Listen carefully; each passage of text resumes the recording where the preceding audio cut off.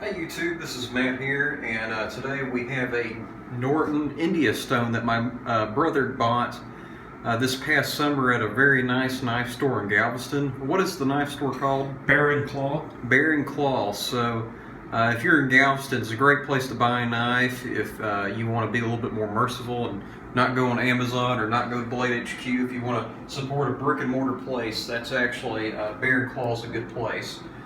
So I just kind of discovered that my brother bought this, and we have a coarse side and a fine side. And I reprofiled my American Lawman and my Tough Life that I use all the time. We're using WD-40 as the oil, and we're going to sharpen with the coarse, flip over to the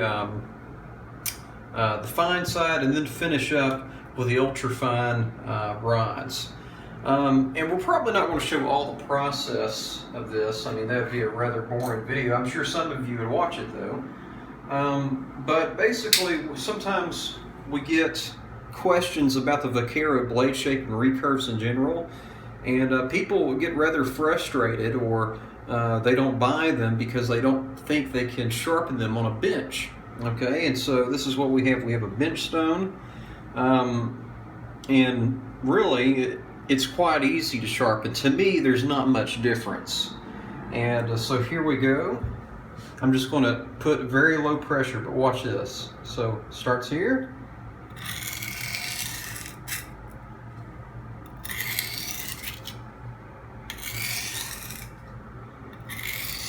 Okay, so you can see with a consistent angle of your hand, that recurve is going to go across that stone. And for me, that's not difficult. Now, the problem that a lot of people are actually having is if your knife isn't made properly, if the knife is not ground right, it's going to be really thick up in here, okay? And so you're going to find this traditional blade shape, it's going to be like sharpening a clip point, because that's basically what it is, or an upswept blade, and that's going to be easy. But sharpening the actual recurve might be difficult, because if the knife isn't ground right, it's going to be a pain. But that really isn't so much of a technique issue as it is either the knife isn't made right, or perhaps you need to go to something mechanical like a belt sander to actually put a proper grind on the knife, or perhaps an even higher grit than this rough grit. So we're just going to press down really firmly this time.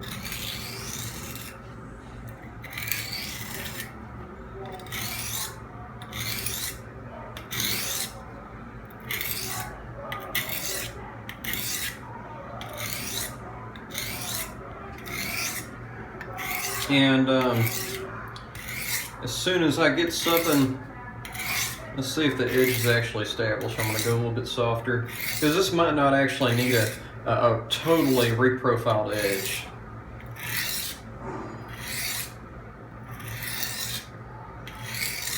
I can even go backwards here, like a stropping motion.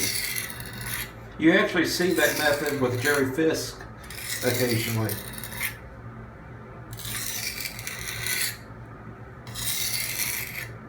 Then I can go back. Okay, let's see if we actually have an edge that's established now. Yep. We have an established edge,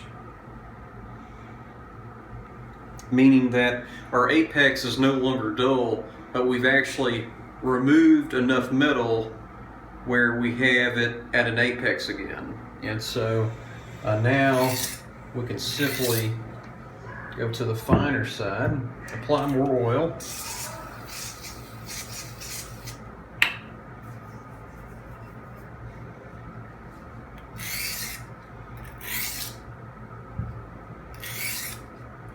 And something this India stone is going to do well is give you a very nice scratch pattern on your edge.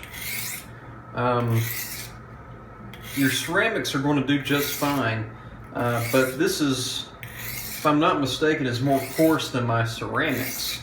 So after I establish a a proper scratch pattern, and then I go, and I don't have to put this to the ultra fine rods, you know, in order to have a knife that's usable. But after I establish a scratch pattern, a proper scratch pattern, I'll go to my ultra fines and just make this thing scream sharp. And with the scratch pattern, your edge is going to last longer.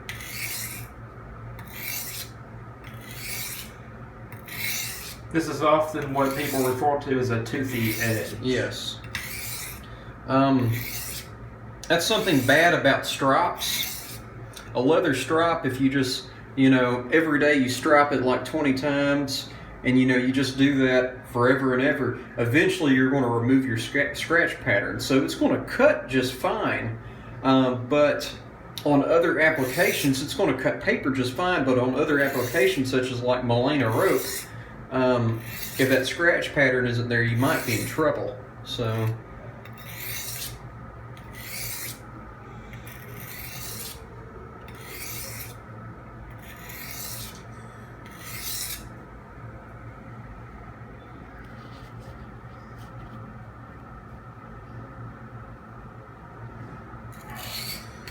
we're at 6 minutes 40 seconds.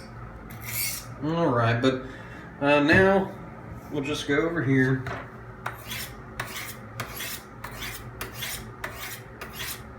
And something I like to do, certainly we don't have to do this, but if you're having problems with the ultra fines working just right, go ahead and put a micro bevel on your edge. And what you're going to do with the micro bevel is simply, that's your normal angle, put it out just a little bit. So that's your normal angle that you sharpen at, put it out, and it's going to put a micro bevel, ensuring that your edge is met up.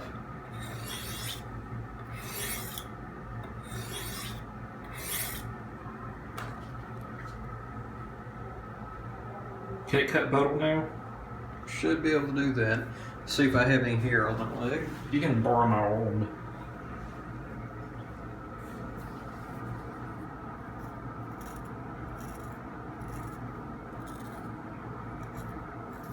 Okay, we have a sharp edge.